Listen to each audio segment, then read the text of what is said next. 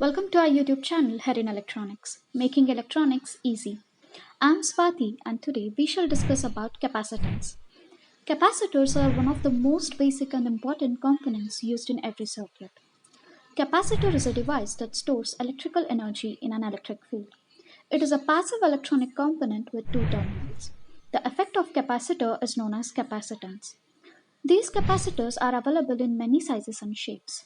They consist of two plates of conducting material, which is usually a thin metal sandwiched between an insulator made of ceramic, film, glass, or other materials. This can even be air. The insulator is known as dielectric, and it boosts the capacitor's charging capacity.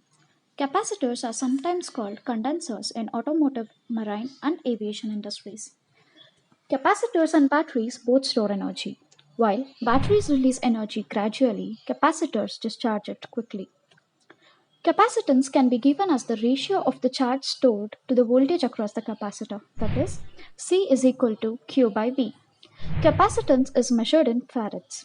A capacitance of 1 farad means that 1 coulomb of charge on each conductor causes a voltage of 1 volt across the device. The amount of electrical charge that a capacitor can store on its plate is known as capacitance value and majorly depends upon three factors.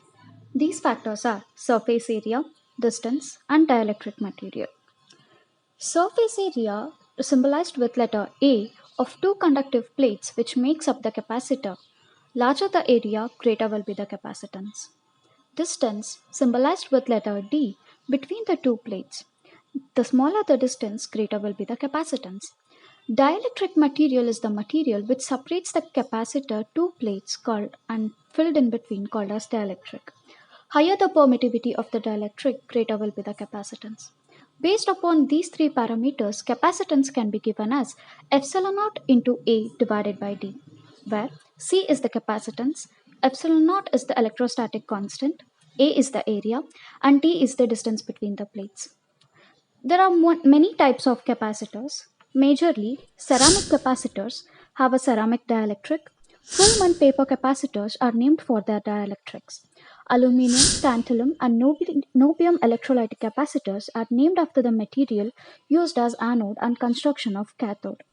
Polymer capacitors are aluminium, tantalum, and niobium electrolytic capacitors with conductive polymer called as electrolyte.